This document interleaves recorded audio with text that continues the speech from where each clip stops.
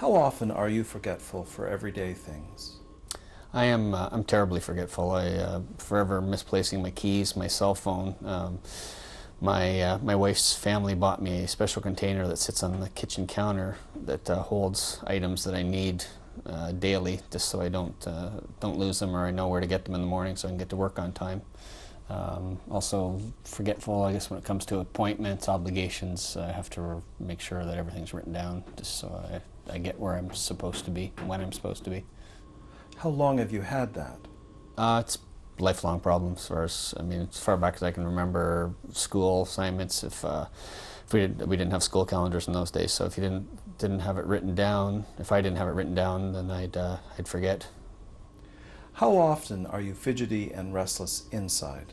I am very restless. I have no fingernails because I've chewed them all down to the quick. I click pens, jingle coins, kick my ankle and my knee.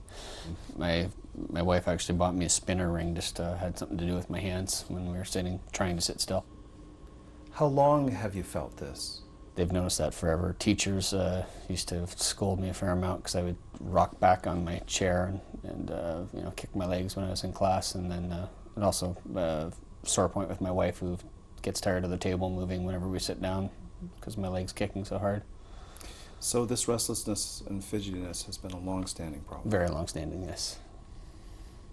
How do you manage your restlessness now? I guess daytime I just have to cope with it. In the evenings I get less restless by smoking pot, just to slow down a little bit and ease back, read a book, relax. Do you often underachieve for your real potential? I think I do underachieve. I never quite got as far along in school as I feel I could have, or as the teacher said I could have. They were always saying if I tried a little bit harder, I could have, I could have got further along. I ended up dropping out of school though, and not finishing grade 13, and also dropping out of college once before I found my path. How long have you had this? That dates right back to when I was a child. I remember report card comments.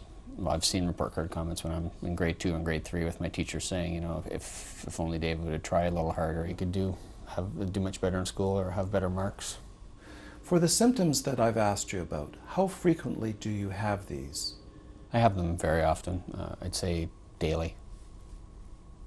And how long have you had these? They date as far back as I can remember into my childhood. It being a problem, a concern. Are you often late? Do you underestimate the amount of time that things take?